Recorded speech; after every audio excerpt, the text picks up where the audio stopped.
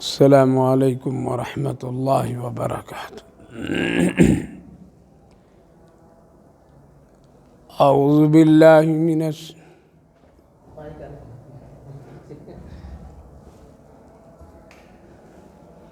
السلام علیکم ورحمۃ اللہ وبرکاتہ۔ اعوذ باللہ من الشیطان الرجیم، بسم اللہ الرحمن الرحیم۔ وَاتْلُ عَلَيْهِمْ نَبَأَ الَّذِي آتَيْنَاهُ آيَاتِنَا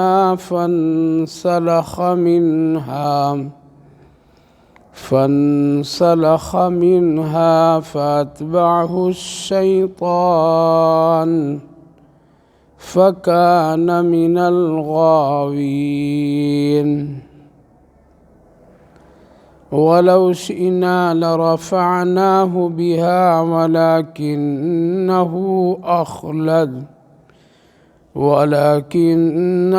أخلد إلى الأرض واتبع هواه فمثله كمثل الكلب إن تحمل عليه يلهث أو تتركه يلهث، ذلك مثل القوم الذين كذبوا بآياتنا فاقصص القصص لعلهم يتفكرون۔ ساء مثلا القوم الذين كذبوا بآياتنا وأنفسهم كانوا يظلمون۔ من يهد الله فهو المهتدي ومن يضلل فأولئك هم الخاسرون۔ ولقد ذرأنا لجهنم كثيرا من الجن والإنس لهم قلوب لا يفقهون بها ولهم أعين لا يبصرون بها ولهم آذان لا يسمعون بها، أولئك كالأنعام بل هم أضل، أولئك هم الغافلون۔ صدق اللہ العظیم۔ وَاتْلُ عَلَيْهِمْ نَبَأَ الَّذِي آتَيْنَاهُ آيَاتِنَا، اور پڑھ کر کے ان لوگوں کے سامنے اس واقعے اور اس خبر کو بتائیے جس کو ہم نے اپنی آیات عطا کیے تھے، پھر اس شخص نے اس کو اتار دیا اور شیطان کی اتباع کیا، پھر ہو گیا وہ گمراہوں میں سے۔ وَلَوْ شِئْنَا لَرَفَعْنَاهُ بِهَا وَلَكِنَّهُ أَخْلَدَ إِلَى الْأَرْضِ، اور اگر ہم چاہتے تو اس آیات کے ذریعے سے اس کو ہم بلندی عطا فرماتے، لیکن اس نے زمین میں داخل ہونے کی کوشش کی اور اپنے خواہشات کی اتباع کی۔ مثال ہے اس کی کتے کی طرح، ان تحمل علیہ یلہث او تترکہ یلہث، کہ اگر اس پر بوجھ ڈالا جائے تب بھی وہ ہانفتا ہے اور اس سے اس کا بوجھ اتار دیا جائے تب بھی وہ ہانفتا ہے۔ مثال ہے ایسی قوم کے لیے جو ہماری آیات کو جھٹلاتی ہیں۔ فَاقْصُصِ الْقَصَصَ لَعَلَّهُمْ يَتَفَكَّرُونَ، قصہ بیان کیجئے شاید کہ لوگ غور و فکر کریں۔ پیاری ماں اور بہنوں، اللہ رب العالمین کا شکر، اس کا احسان کہ اللہ تعالیٰ نے آپ سبھی کو قرآن کریم کی اس بابرکت مجلس میں شرکت کی توفیق مرحمت فرمائی ہے۔ اللہ تعالیٰ قبول فرمائے اور آخرت کے لیے نجات کا ذریعہ بنائے۔ گزشتہ مجلس میں جن باتوں کا ذکر آیا وہ یہ کہ اللہ تعالیٰ نے ہم سب کو ایک بہت ہی برگزیدہ، بہت ہی پیارا اور لاڈلا رسول آقا کریم صلی اللہ علیہ وسلم کی امتی بنایا،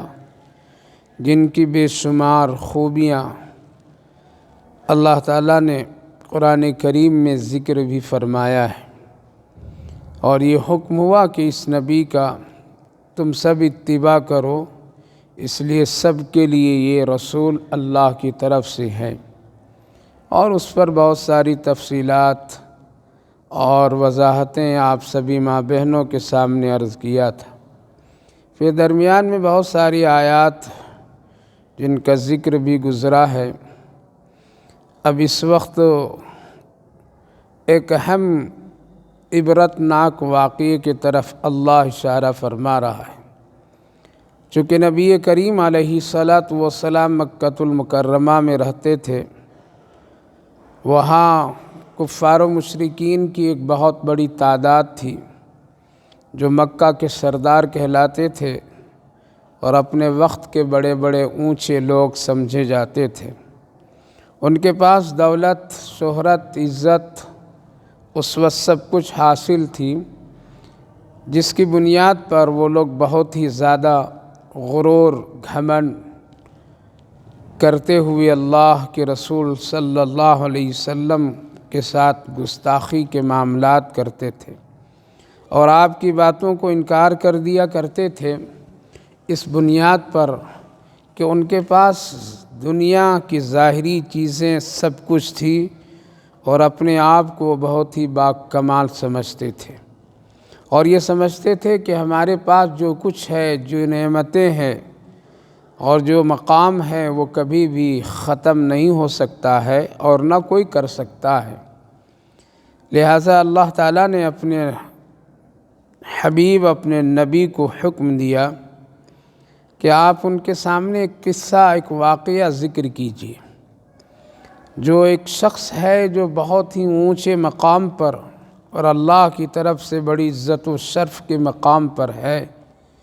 لیکن جب وہ نبی اور اللہ اس کے رسول کی مخالفت اور اپنی خواہشات اور شیطان کی پیروی جب کیا تو اللہ تعالیٰ اس کو اس مقام سے گرا کر کہاں پہنچا دیا۔ لہٰذا تم دنیا کی ظاہری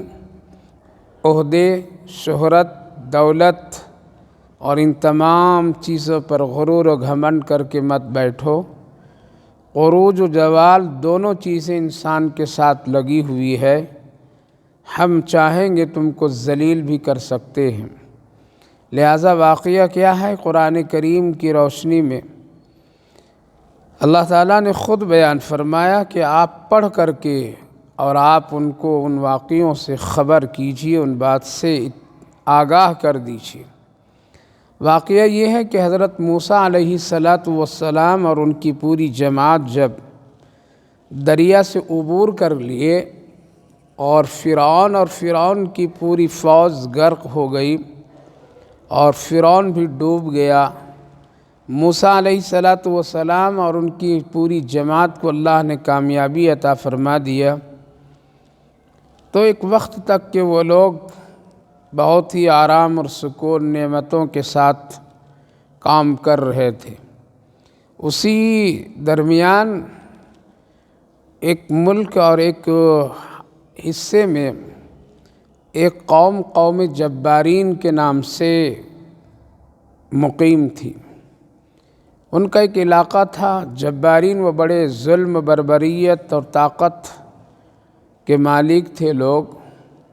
لہٰذا اللہ رب العالمین نے حکم دیا موسیٰ علیہ السلام اور ان کی قوم کو کہ ان سے جہاد کرو، ظلم کو روکو، ان کی شر اور ان کے فتنے کو دفاع کرو۔ اس واقعے کا تذکرہ 6 جز میں بھی اللہ تعالیٰ نے فرمایا ہے۔ لہٰذا حضرت موسیٰ علیہ السلام اور اپنی پوری قوم کے ساتھ اس قوم جبارین سے مقابلے کے لیے، جنگ کے لیے لوگ نکلے۔ یہ خبر جب قوم جبارین کو ملی تو وہ لوگ بہت پریشان ہوئے کہ اللہ کا وہ پیغمبر موسیٰ علیہ السلام ہیں، بہت سخت ہیں، فرعون جیسا شخص کو اس نے شکست دے دی ہے، تو ظاہر ہے کہ اگر وہ یہاں ہمارے سے مقابلے کے لیے آئیں تو ہم لوگوں کے لیے تباہی و بربادی، ہلاکت ہے۔ اس لیے وہ لوگ بہت پریشان ہوئے۔ تو اس وقت ایک بہت ہی بڑا برگزیدہ اللہ کا بہت محبوب بندہ تھا، لہٰذا لوگ ان کے پاس پہنچے۔ اس شخص کا نام مفسرین ذکر کرتے ہیں بعلم بن باورا۔ اس شخص کا نام تھا جو بہت ہی بزرگ شخصیت، جو دعا کرتا تھا اس کی دعا اللہ کبھی رد نہیں کرتا تھا۔ اللہ نے خاص کر ان کو خاص کلمات عطا فرمایا تھا، جیسا کہ قرآن کریم میں اللہ نے خود ذکر فرمایا کہ ہم نے اس کو اپنی طرف سے خاص آیات یعنی اسم اعظم کی وہ برکتیں اس کو دے دی تھی کہ جو کچھ وہ دعا جب بھی جہاں بھی جس کے لیے کرتا، اللہ تعالیٰ اس کی دعا کو رد نہیں فرماتا۔ لہٰذا لوگ ان کے پاس پہنچے۔ پہنچنے کے بعد درخواست کی گئی کہ دیکھیے موسیٰ علیہ السلام اور اس کی قوم ہم لوگوں پر چڑھائی کرنے کے لیے آ رہے ہیں، لہٰذا ہم لوگوں میں اتنی طاقت نہیں ہے کہ ایک پیغمبر اور ایسے شخص سے مقابلہ کریں، لہٰذا آپ ان کے حق میں بد دعا کر دیجئے تاکہ وہ لوگ شکست کھا جائیں اور ہمارے مقابلے میں نہ آئیں۔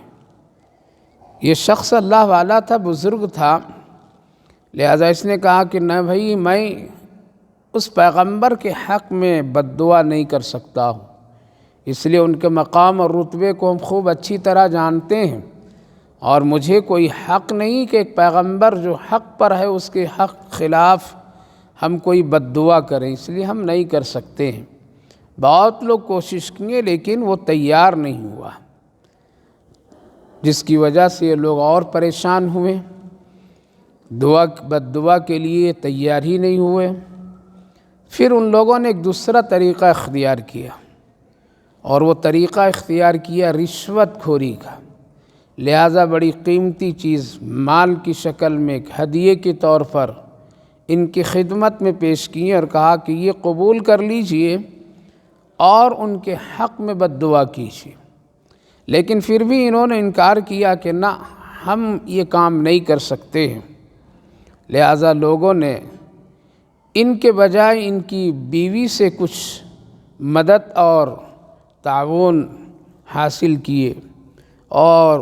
ان کی بیوی کو کچھ اس طرح کی باتیں کہہ کر کے اس طرف ترغیب دلائے کہ وہ اپنے شوہر کو اس پر راضی کر لے۔ لہٰذا بیوی اپنے شوہر یعنی اس بزرگ شخص سے کہنے لگی کہ مال دے رہے ہیں، لوگ قبول کر لیجئے اور چند کلمات کہہ دیجئے بد دعا کی، کیا آپ کا بگڑتا ہے؟ ہمارے پاس اتنا مال آ جائے گا، ہم لوگ خوشی کی زندگی گزاریں گے، لوگ یہ خوش بھی ہو جائیں گے، اس لیے آپ کر دیجئے۔ لہٰذا بیوی کی بات پر، بیوی کی تدبیر پر، بیوی کی محبت میں آ کر کے وہ شخص اس بات کے لیے تیار ہوا کہ ہاں ٹھیک ہے، میں ان کے حق میں بد دعا کروں گا۔ غور کیجئے، شیطان سب سے زیادہ گناہ کے راستے میں اللہ کے خلاف، اللہ کے رسول کے خلاف، اللہ والوں کے خلاف، دین کے خلاف، سنت کے خلاف زیادہ تر ہتھیار عورتوں کو بناتا ہے، اس کا استعمال کرتا ہے۔ جیسا کہ حضرت آدم علیہ السلام جنت میں جب داخل ہوئے اور حضرت حوا، تو شیطان نے حوا اور ان کے دل و دماغ میں اس بات کی وہ تزئین اور مزین کیا اور وہ راضی کی حضرت آدم علیہ السلام کو کہ یہ درخت جس کو منع کیا گیا ہے اس کو کھا لیجئے، کوئی فرق نہیں پڑتا ہے۔ لہٰذا جس طرح سے میری ماں بہنوں، نیکی کے کام میں اگر ایک عورت کی بہترین کردار ہے، ایک عورت کی بہترین قربانیاں ہیں اپنے شوہروں کے سلسلے میں، اپنے بچوں کے سلسلے میں، تو تاریخ کے ایک لمبی فہرست بھی ہے کہ بگاڑ کے لیے، دنیا میں عذاب کا ذریعہ بننے کے لیے، اپنے شوہروں اور اپنے بچوں کو ایمان اسلام سے ہٹانے کے لیے، غیر غلط طریقوں پر لانے کے لیے، سنت کے مقابلے میں بدعتوں کو رواج دینے کے لیے، رسومات اختیار کرنے کے لیے عورتوں کا بھی ایک بہت اہم کردار ہے۔ جو لوگ اپنے شوہروں سے غیر غلط کام دین اور شریعت کے خلاف کراتی ہیں، لہٰذا عورت کو شیطان ہمیشہ اپنا حربہ بناتا ہے، اپنا ہتھیار کے طور پر اس کو استعمال کرتا ہے، اور پھر وہ عورت کمزور طبیعت کی بنیاد پر وہ اپنے شوہروں کو آمادہ کرا لیتی ہے۔ لہٰذا اس عورت نے اپنے شوہر کو اس بات کے لیے تیار کرا لی کہ دعا کر دیجئے، مال مل رہا ہے، بہت مال مل رہا ہے، لوگ خوش ہو جائیں گے، ہمارے گھر کی روزی روٹی آسانی سے چلے گی۔ لہٰذا یہ بعلم بن باورا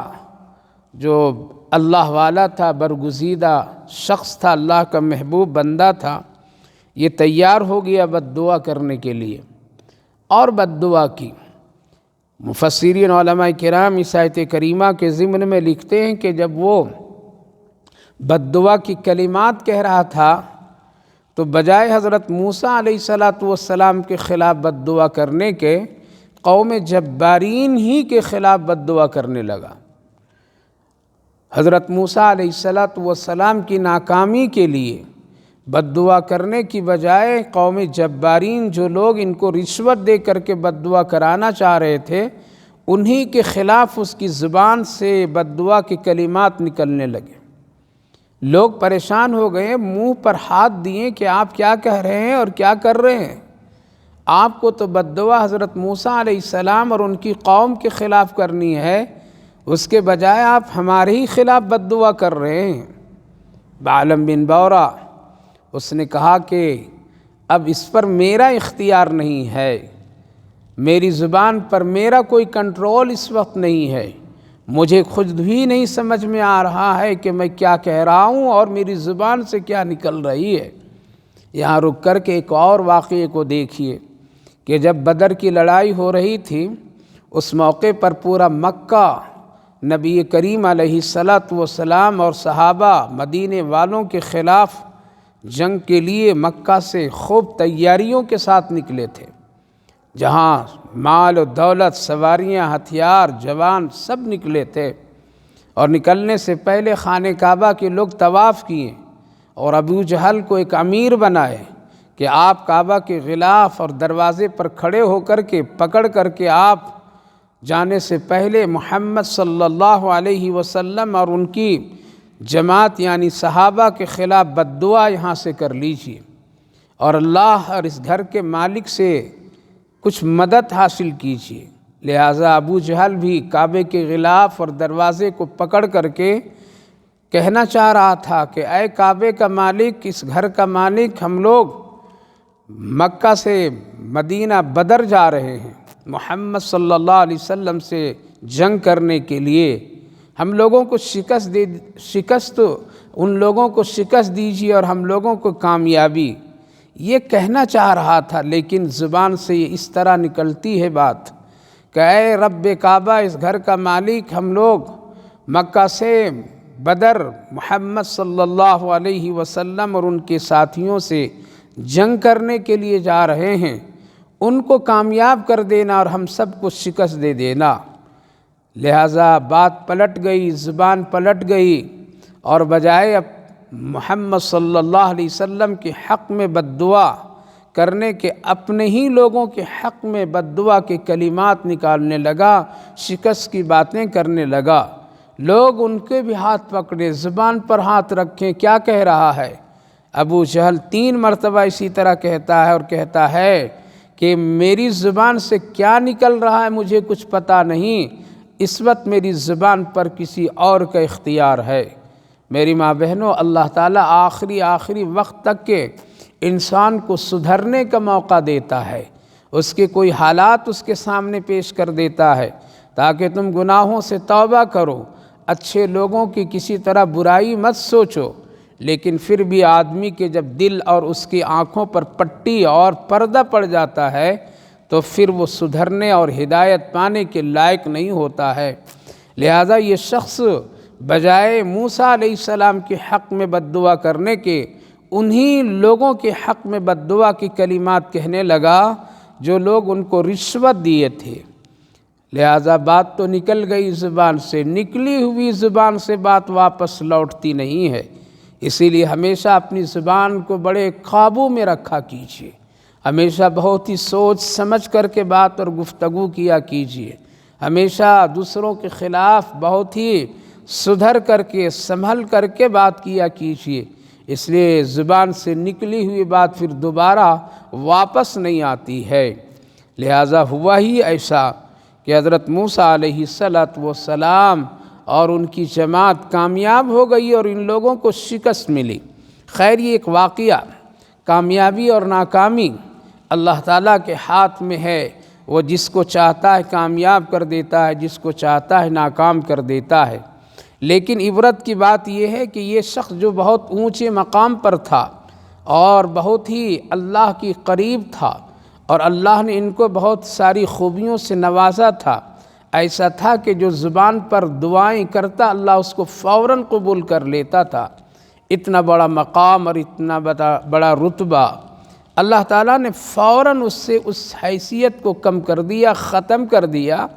اور پھر وہ شخص ایک دنیا کی معمولی ٹکوں اور پیسوں اور دولت کی وجہ سے اپنی اس معرفت کی خوبیوں کو، اللہ کی اس محبت کی چادر کو اتار کر کے نفس کا غلام بنا، پیروی کیا، اپنی بیوی کے غیر غلط باتوں میں آیا اور وہ گمراہ ہو گیا، جس کو کہا فَكَانَ مِنَ الْغَاوِينَ، یعنی شیطان کی اتباع کرتے ہوئے گمراہ ہو گیا۔ پھر ہوا یہ کہ اس شخص کی کیفیت ایسی ہو گئی کہ اس کی زبان اس کے پیٹ تک کے لمبی نکل کر کے منہ سے باہر ہو گئی۔ جس طرح سے کتا کبھی دوڑتا ہے اور پھر تھوڑی دیر ٹھہرتا ہے تو اپنی زبان کو وہ باہر نکالتا اور بہت ہانفتا ہے، اگر اس کو دوڑایا جائے تب بھی، اگر نہ دوڑایا جائے تب بھی کبھی کبھی کتے کی یہ کیفیت ہوتی ہے کہ وہ جب ہانفتا ہے تھکا ماندہ ہو کر تو اس کی زبان منہ سے لمبی نکل کر کے باہر آ جاتی ہے اور وہ پریشان ہوتا ہے۔ لہذا اس شخص کی سزا دنیا میں یہ ملی کہ اس کی زبان کتے کی طرح باہر ہو گئی اور وہ ہمیشہ کتے ہی کے طرح ہانفتا رہتا تھا اور ہمیشہ اس کی کیفیت اسی طرح رہی۔ میری ماں بہنوں، ذرا سا یہاں پر اس واقعے سے چند باتوں کی طرف اشارہ اللہ کرنا چاہتا ہے کہ دیکھو، جب اللہ کبھی کوئی نیکی کا موقع دے دے اور کوئی رتبہ اور مقام دے دے تو پھر اس پر غرور نہیں کرنا، اس کو غیر غلط کاموں میں استعمال نہیں کرنا اور اس کو اللہ اور اللہ کے نبیوں اور رسولوں کے خلاف کبھی استعمال نہیں کرنا۔ اللہ کے یہاں دونوں مقام ہے، وہ کبھی عزت دیتا ہے تو عزت کو گرا بھی دیتا ہے، اس لیے نیکیوں پر ہمیشہ آدمی کو ڈرنا چاہیے، اپنے نیکی کے مرتبے پر ہمیشہ اللہ سے مدد مانگنی چاہیے، نہ کہ کبھی غرور، گھمنڈ اور اپنے آپ کو بڑا نیک والا آدمی سمجھ کر کے دوسروں کو ذلیل اور دوسروں کے سلسلے میں غیر غلط باتیں کرنا چاہیے، بلکہ ہمیشہ اپنی نیکی پر ڈرنے کی کوشش کرنی چاہیے۔ یہی حال اور یہی طریقہ ہمارے بزرگوں کا، اکابرین کا، صحابہ کرام رضوان اللہ عنہم اجمعین کا، کہ وہ نیکیاں خوب کرتے تھے لیکن وہ ڈرا بھی کرتے تھے۔ حضرت امیر المومنین عمر فاروق رضی اللہ عنہ عین عید کے دن میں جب لوگ مدینہ والے خوشیاں منا رہے تھے اور بچے آ کر کے آپ سے مصافحہ اور آپ سے عید کی خوشیاں بانٹ رہے تھے، اس وقت آپ رو رہے تھے۔ لوگوں نے پوچھا امیر المومنین آج تو خوشی کا دن، عید کا دن ہے، رو رہے ہیں کیوں؟ خوشی منانی چاہیے۔ کہنے لگے ڈرتا ہوں مہینے بھر کی روزہ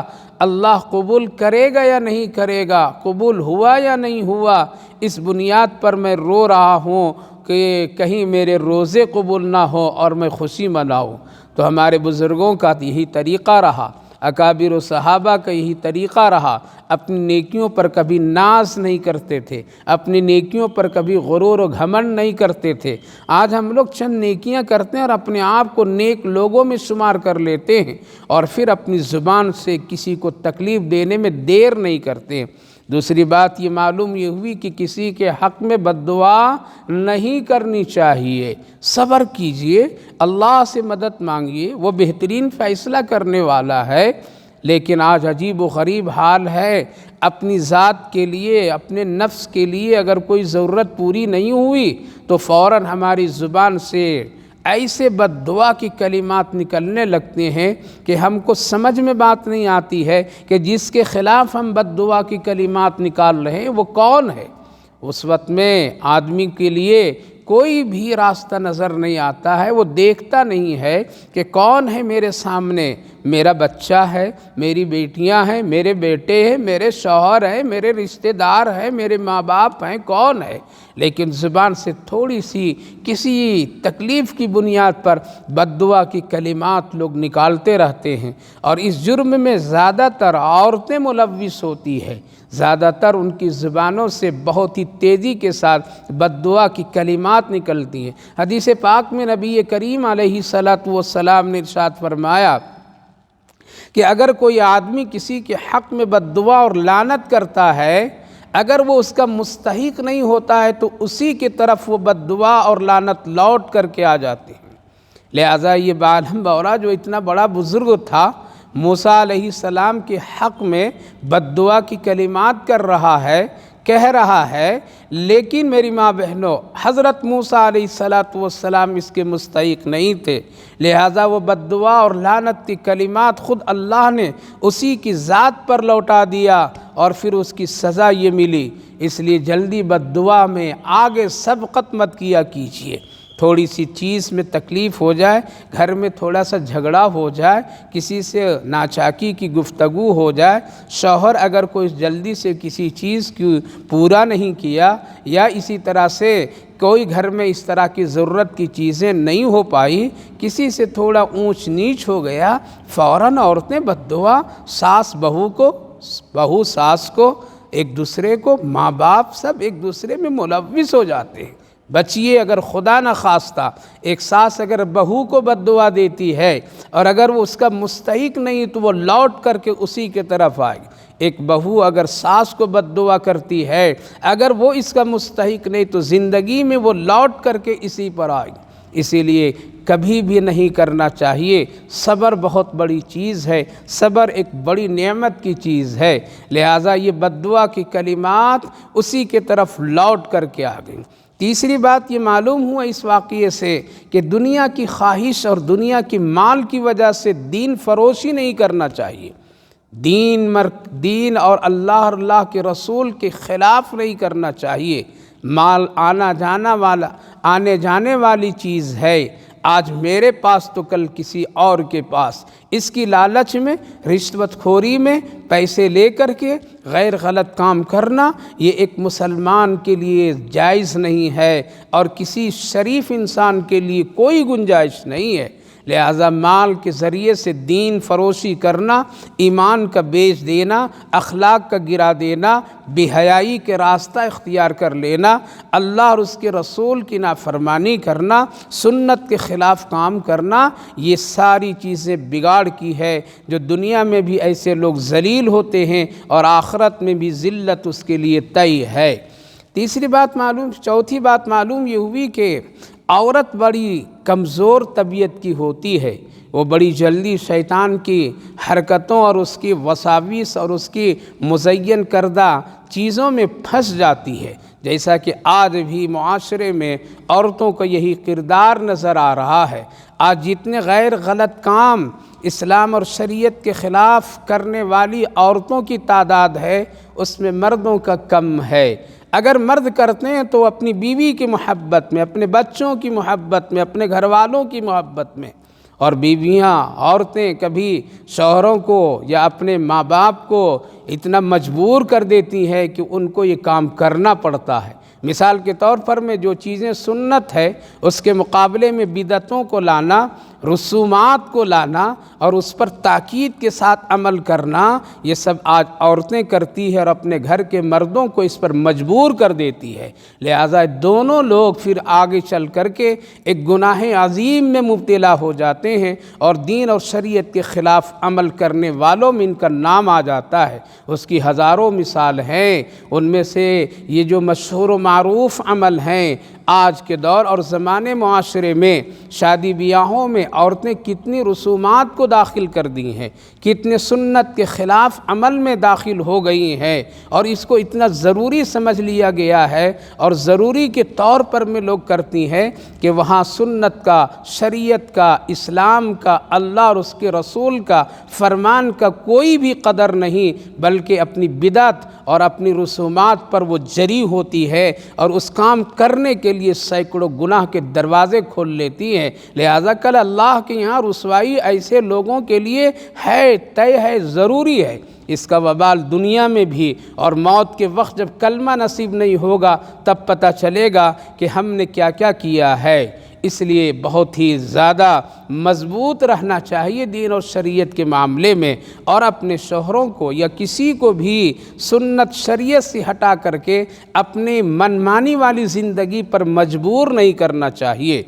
جیسا کہ آج ہوتا ہے کہ اپنی ضروریات پوری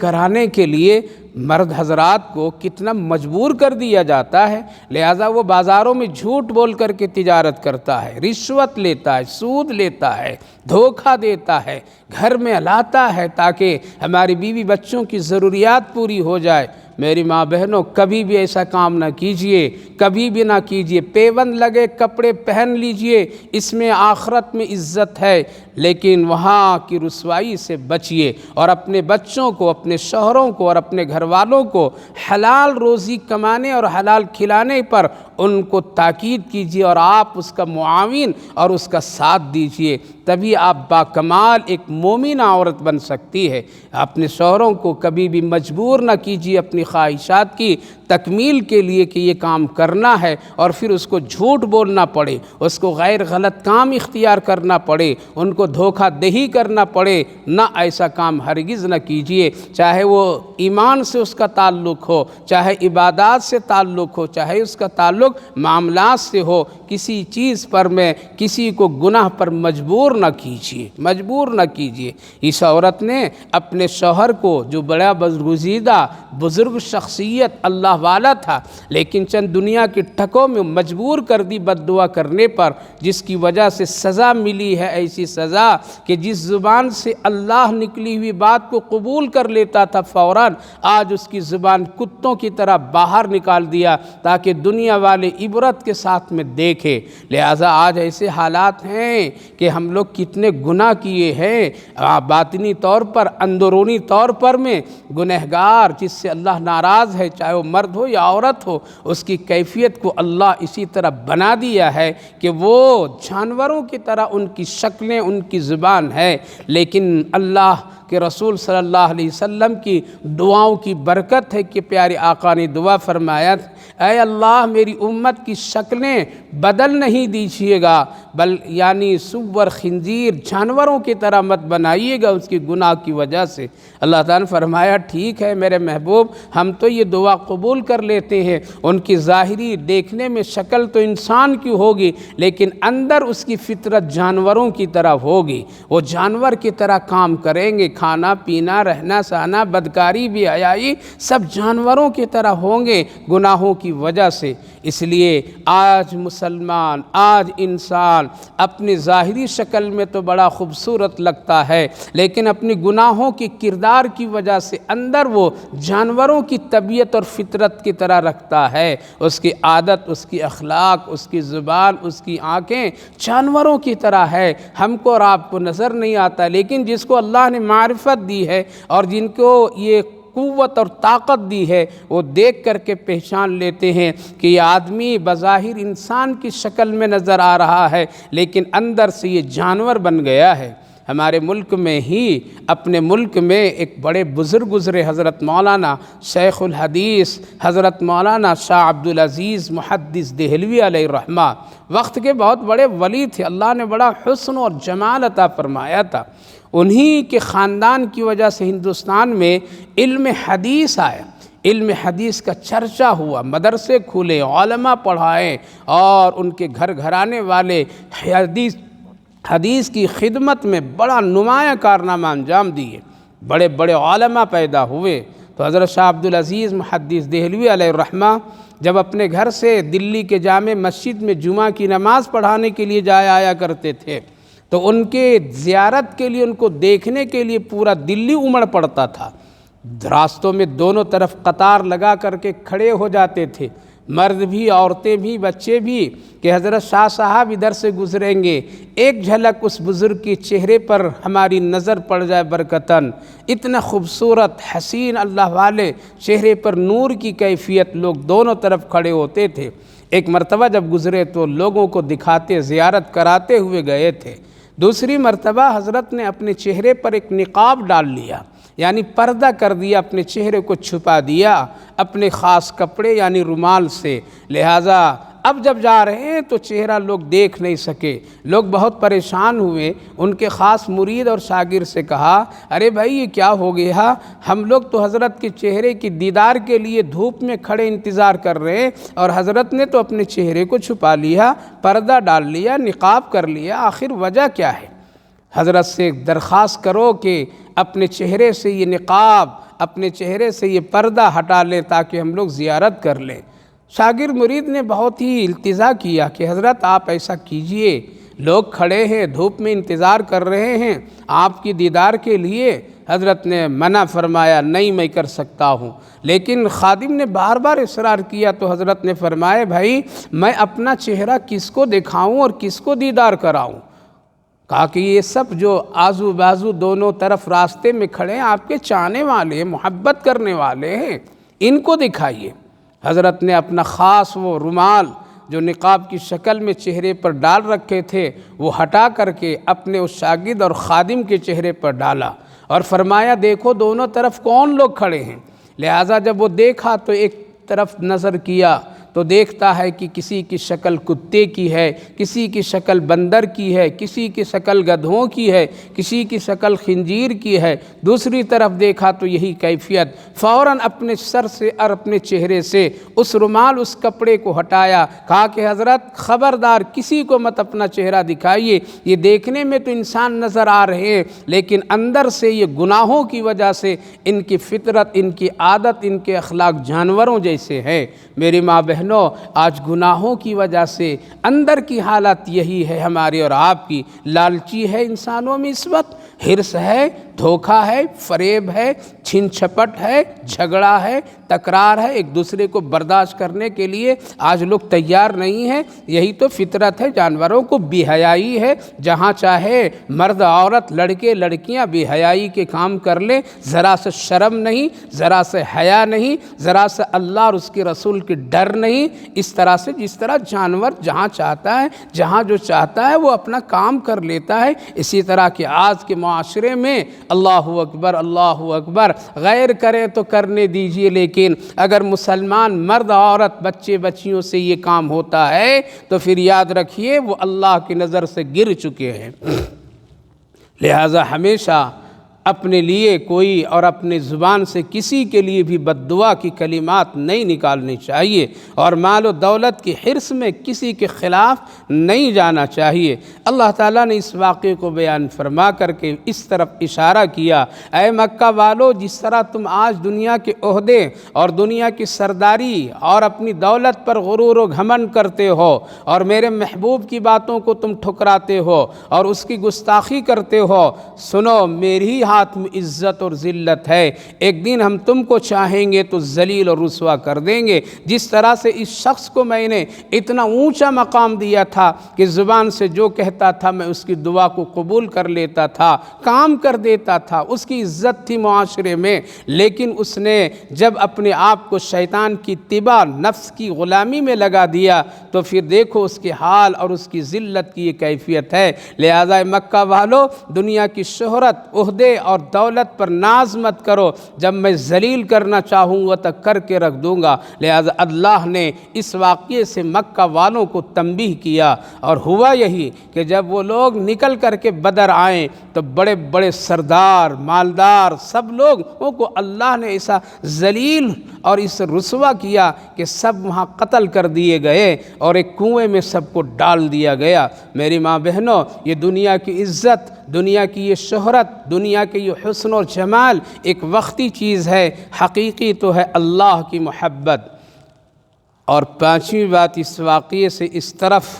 اشارہ ملا خاص کر علماء کرام کو، کہ علماء کرام کو اگر اللہ نے قرآن حدیث سمجھنے سننے کا اور اس پر عبور اور علم عطا فرمایا ہے تو اپنے علم، اللہ کی دی ہوئی اس علم سے اچھا کام کیجیے، اچھا کام کرنا چاہیے۔ اپنے علم سے کسی کو اور کسی کے لیے ظلم کا راستہ نہیں کھولنا چاہیے اور کسی پر اپنا دباؤ نہیں بنانا چاہیے۔ اپنے علم کے ذریعے سے حق بات کہیے، حق اور انصاف کی بات کیجیے، اللہ کی امانت، اللہ کے رسول کی امانت کو صحیح پہنچائیے، اس میں اپنی خواہشات اور دنیا غرضی، مطلب غرضی نہ رکھیے۔ لیکن آج بہت سارے لوگ قرآن و حدیث کی روشنی میں اختلافات، فتنہ، لوگوں کو لڑانا، قرآن کریم کے ذریعے سے اور قرآن کریم کی آیات کے ذریعے سے بہت سارے لوگوں کو دھوکہ فریب میں مبتلا کر دینا، آج علماء سو کا یہ کام بنا ہوا ہے۔ یہ بھی عبرت ہے کہ اللہ اگر چاہے گا تو علم چھین کر کے تجھ سے کسی اور کو دے کر کے تجھے جاہلوں میں شمار کر دے گا، اس لیے علماء کو بہت ڈرنا چاہیے۔ اللہ ہم سب کی حفاظت فرمائے۔ لہذا اس آیت کریمہ اور اس واقعے کے ذریعے سے اللہ نے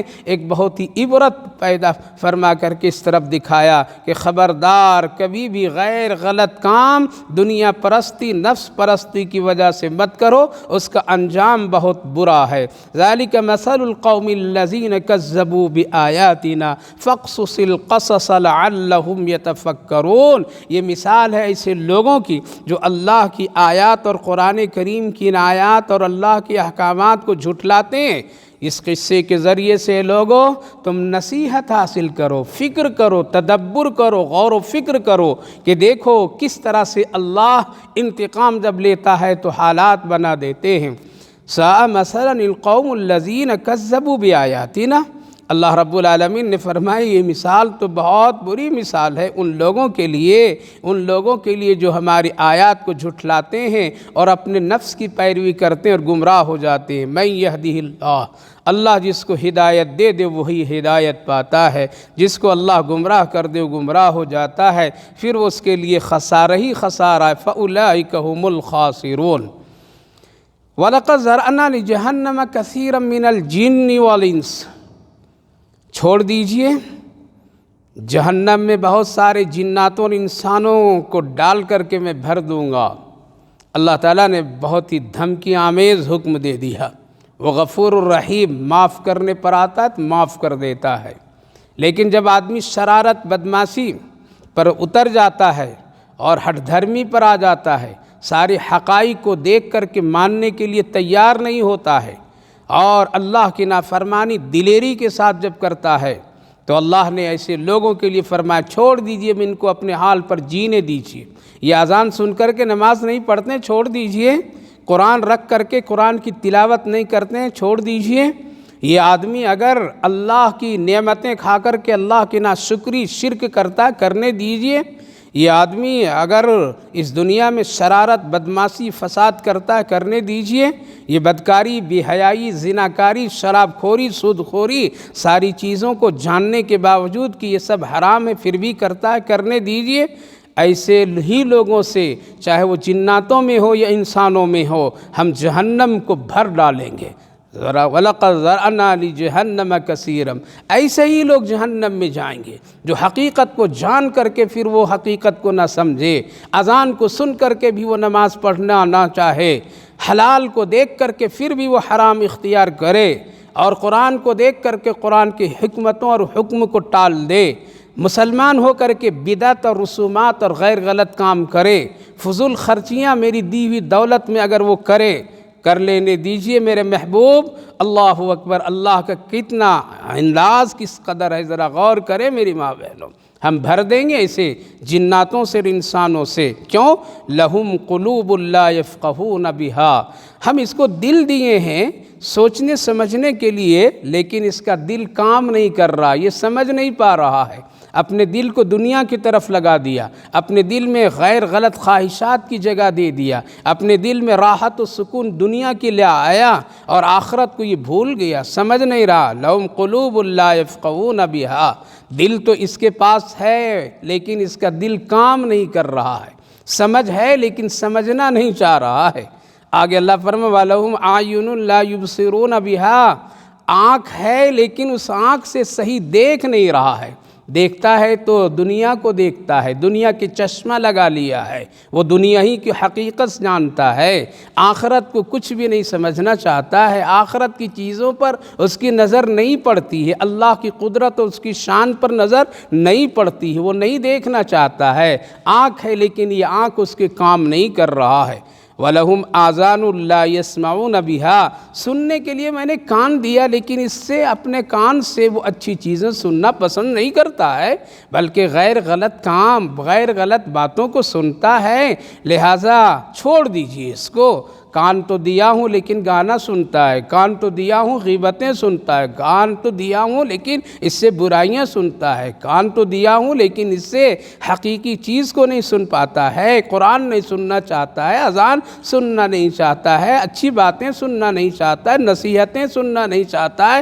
اللہ اس کے رسول کی بات اور احکامات سننا نہیں چاہتا ہے، کان تو ہے لیکن کان کام نہیں کر رہا ہے۔ بلکہ ایسے لوگوں کی مثال اولئک کالانعام بل ہم اضل، یہ تو ایسے لوگ جس کے پاس دل ہو اور دل سے وہ نہیں سوچتا ہے، آنکھ ہو لیکن حقیقت تو آنکھ سے دیکھتا نہیں ہے، کان ہے لیکن اچھی چیزوں کو نہیں سنتا ہے، تو ایسے لوگوں کی مثال ایسی ہے جانور کی طرح، بلکہ جانور سے بھی زیادہ یہ ذلیل ہے۔ اگر آج کا کوئی مولوی اس طرح کی بات کہتا، ہم جیسے لوگ اگر کسی انسان کے بارے میں کسی جماعت گروپ کے بارے میں کہہ دیتے کہ تم جانوروں سے بدتر ہو، تو کہا جاتا کہ یہ مولوی بڑا بدتمیز ہے، یہ مولوی بڑا سخت بات کہتا ہے، انسان کو جانوروں میں شمار کر دیتا ہے۔ لو اللہ رب العالمین کہہ رہا ہے کسی کی طاقت قرآن سے اس آیت کریمہ کو نکال دے، ہے کسی کی طاقت اور ہمت یہ جملہ ہٹا دے قرآن سے؟ اللہ کہہ رہا ہے کہ یہ سے لوگ جانور سے بھی بدتر ہیں، اولئک هم الغافلون، کیونکہ یہ غفلت میں زندگی گزار رہے ہیں، یہ لوگ غافل ہیں آخرت سے، یہ لوگ غافل ہیں اللہ کی پکڑ اور اس کی طاقت سے۔ لہٰذا میری ماں بہنوں، دل تو آج ہے لیکن دل کام نہیں کر رہا ہے، آنکھیں ہیں لیکن گناہوں میں آنکھیں لگی ہوئی ہے، ایک ایک دو دو بجے رات تک کے گھر میں بچے بچیاں اور لوگ فلمیں ہسٹوری ساری چیزیں سن کر کے سونے والے۔ میری ماں بہنوں، اللہ کا یہ قانون فتویٰ کالانعام بل ہم اضل، اپنے کانوں میں گانے کی کیفیت کو پیدا کرنا اور مستقل سننا، اللہ اکبر، یہ سب کیا ہے؟ اللہ اکبر، کل قیامت کے دن ایسے لوگوں کے لیے بڑی رسوائی ہے۔ کان ہو ایسا جو اللہ کی باتیں سنے، اچھی باتیں سنے، آنکھ ہو ایسی جس سے حیا ہو اس میں اور اچھی چیزیں دیکھیں، دل ایسا ہو جس میں اللہ اس کے رسول کی محبتیں ہو۔ ایک واقعہ گزرا ہے بہت ہی مشہور و معروف ہے، اور بڑے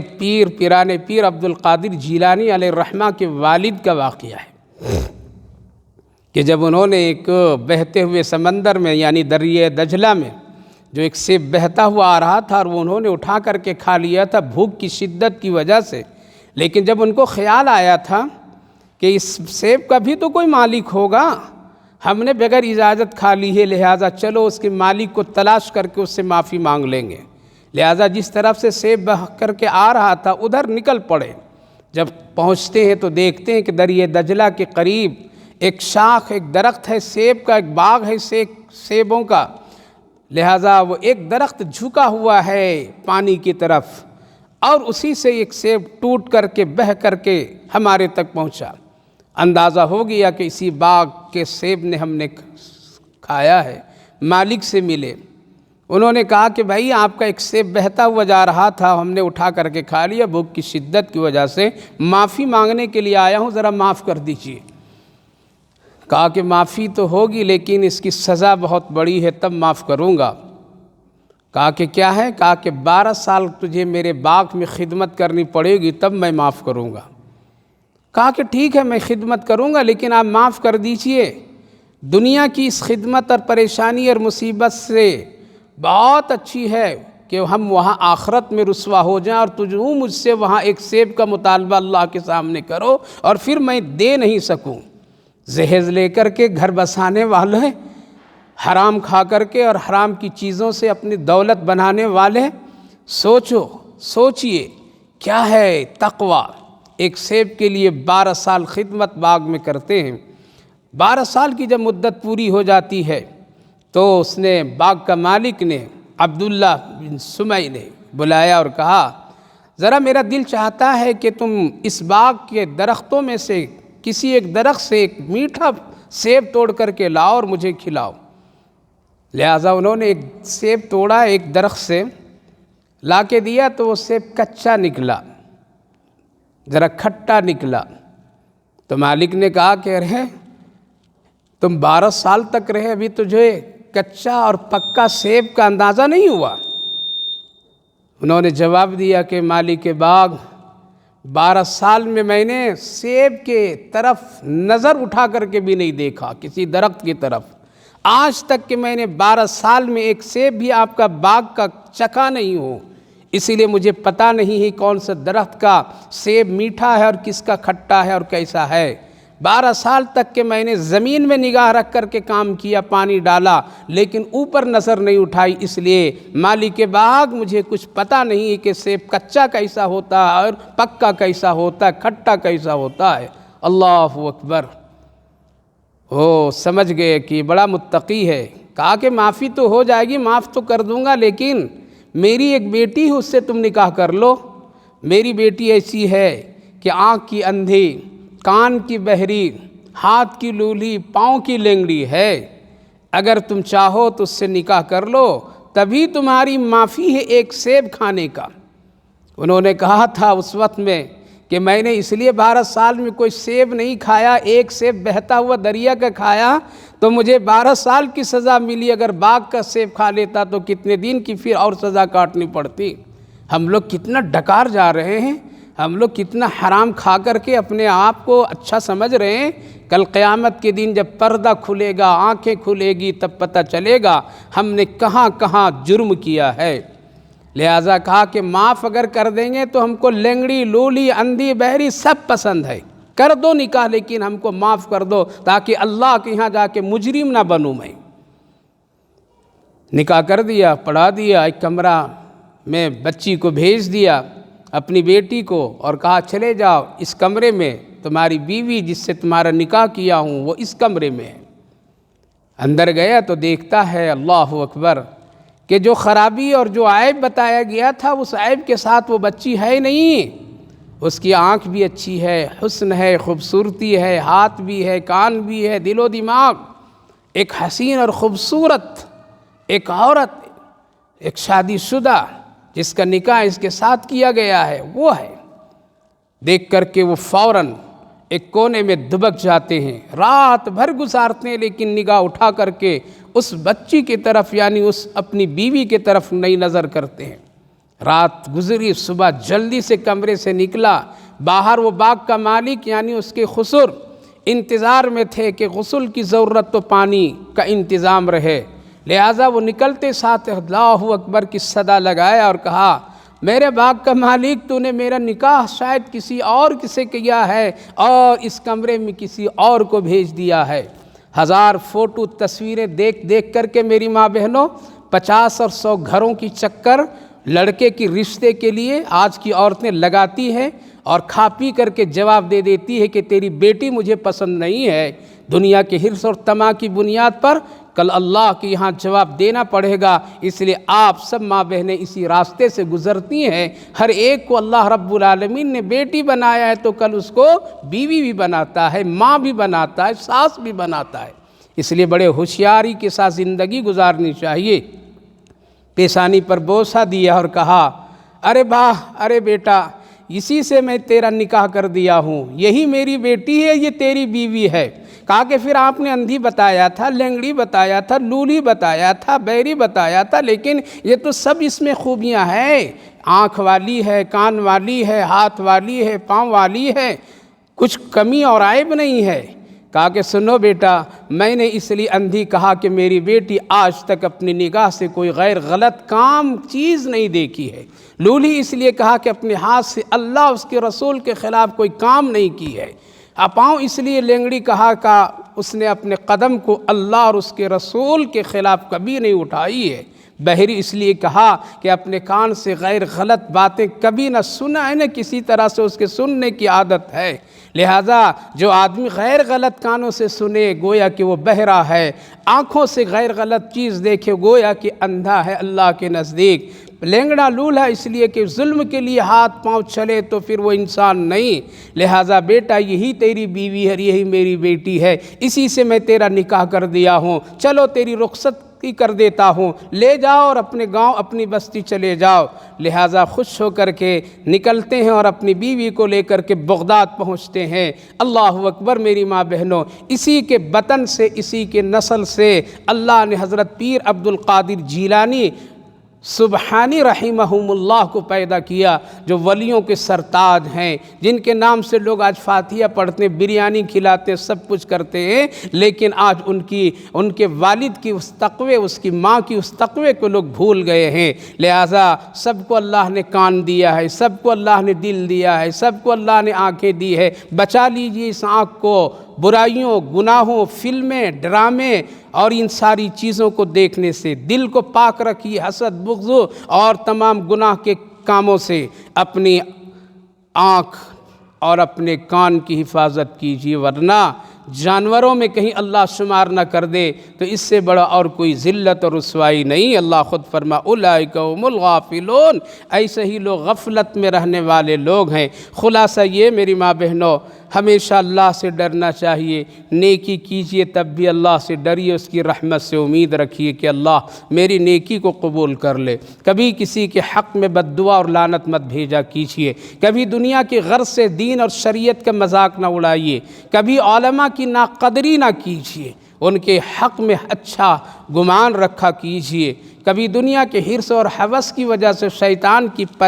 پیروی مت کیجئے۔ اور سب سے اہم بات یہ ہے، اندر سے ہے جانوروں کی کیفیت اور باہر انسان، ایسے حالات نہ ہونے دیجئے، بلکہ ہمارا ظاہر بھی اچھا ہو، ہمارا باطن بھی اچھا ہو، ایسے کام کیجئے۔ اور سب سے آخری بات، اللہ تعالیٰ جن چیزوں کا حساب لے گا، کان سے، آنکھ سے، دل سے، اس کو بہت ہی سنبھال کر کے رکھیے اور اس سے نیکیاں کیجئے، برائیوں کے دروازے اس سے بند کیجئے۔ اللہ آپ کو بھی توفیق دے، ہمیں بھی اس کی توفیق دے۔ اللہم صلی علی سیدنا نبینا حبیبنا مولانا محمد وبارک وسلم علیہ۔ اللہم ربنا آتنا فی الدنیا حسنۃ وفی الآخرۃ حسنۃ وقینا عذاب النار۔ اے رحم و کرم کرنے والا مولا، ہم سب پر رحم کر دیجئے، کرم کے فیصلے فرمائیے، ہم سب کے ظاہر اور باطن دونوں درست فرما دیجئے۔ یقیناً ہم سب لوگ دنیا کو بہتر سمجھ رہے ہیں اور آخرت سے ہم لوگ غافل ہوتے چلے جا رہے ہیں۔ اے اللہ غفلت سے ہٹا کر کے اے اللہ آخرت کی فکر اور اس کی تیاری نصیب فرما دیجئے۔ اے اللہ لالچی، حرص، حسد، بغض سے ہم سب کی پوری حفاظت فرمائیے۔ ہم سب کے جسم کے اعضاء جو گناہوں کے طرف جلدی ملوث ہو جاتے ہیں، اس کی حفاظت فرمائیے، خصوصاً آنکھ ہو، کان زبان ہو، دل ہو، اے اللہ حفاظت فرمائیے، رحم فرمائیے، کرم فرمائیے، دنیا کے فتنوں سے ہم سب کی حفاظت فرمائیے یا ارحم الراحمین۔ اس مجلس قرآن کو بے حد قبول فرمائیے، جتنی ماں بہنیں حاضر ہوئی سب کی حاضری اور آنے کو قبول فرمائیے، سننے کو قبول فرمائیے، کہنے کو قبول فرمائیے، برکت نصیب فرمائے، علم و عمل میں برکت عطا فرمائیے، روزی رزق میں برکت عطا فرمائیے۔ اے اللہ سنی ہوئی باتوں پر خوب عمل کی توفیق نصیب فرمائیے، گناہ کرنا مشکل، نیکی کرنا آسان بنا دیجئے، ہر ایک ماں بہنوں کی ضروریات حاجات کو پوری فرمائیے، گھر میں دینداری نصیب فرمائیے، اپنی زندگی کو بہتر سے بنانے کی توفیق نصیب فرمائیے، جو لوگ بیمار ہیں صحت و شفا نصیب فرمائیے، صحت مندوں کو سلامتی نصیب فرمائیے، جو لوگ دنیا سے جا چکے ہیں ان سب کی مغفرت فرمائیے، ہماری ان دعاؤں کو اپنے فضل و کرم رحمتوں سے قبول فرمائیے۔ صلی اللہ علی النبی وعلی آلہ وسلم۔ سبحان ربک رب العزت عما یصفون وسلام علی المرسلین والحمد للہ رب العالمین۔